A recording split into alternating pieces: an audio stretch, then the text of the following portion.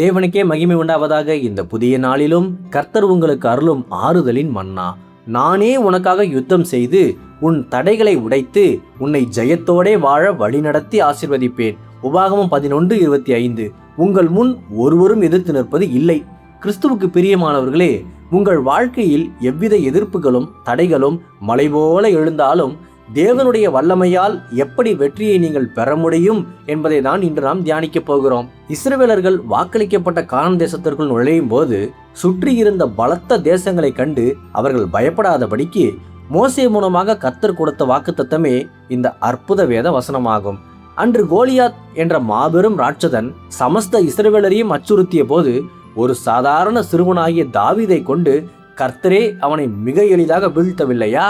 அதே போல இன்று உங்கள் பாதைகளில் எழும்புகிற எந்த சவால்களையும் கண்டு கலங்காதீர்கள். உங்கள் முன் ஒருவரும் எதிர்த்து நிற்பது இல்லை என்பதே இன்று தேவனின் உத்தரவாதமாகும். ஆகவே மனிதர்களை பார்த்தோ சூழ்நிலைகளை பார்த்தோ நீங்கள் அஞ்ச தேவை இல்லை.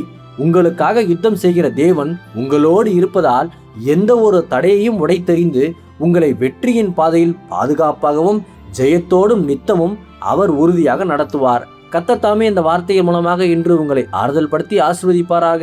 ஆமேன். அல்லேலூயா. ஜெபிப்போம். என் அன்புள்ள பரிசுத்த பரலோக பிதாவே, இந்த புதிய நாளுக்காக உமக்கு ஸ்தோத்திரம். சகல பராக்கிரமத்தின் ஆவியானவரே, இன்று நீரே எனக்காக யுத்தம் செய்து என் தடைகளை முற்றிலும் உடைத்தெறிந்து என்னை வெற்றியின் பாதையில் பத்திரமாக வழி நடத்தி ஆசீர்வதித்தருளும். இன்று பிறந்த நாள், திருமண நாள் கொண்டாடும் உமது பிள்ளைகளின் இந்த புதிய ஆண்டை உமது நன்மை கிருபையால் முடிசூட்டி ஆசீர்வதியும். பிதாவே, இயேசுவின் வருகையில் நான் அவரோடு எடுத்துக்கொள்ளப்படும்படி என்னை தகுதிப்படுத்தும், தயார்படுத்தும். இயேசுவின் நாமத்தில் ஜெபிக்கிற நீங்கள் நல்ல பிதாவே. ஆமேன். மாரநாதா.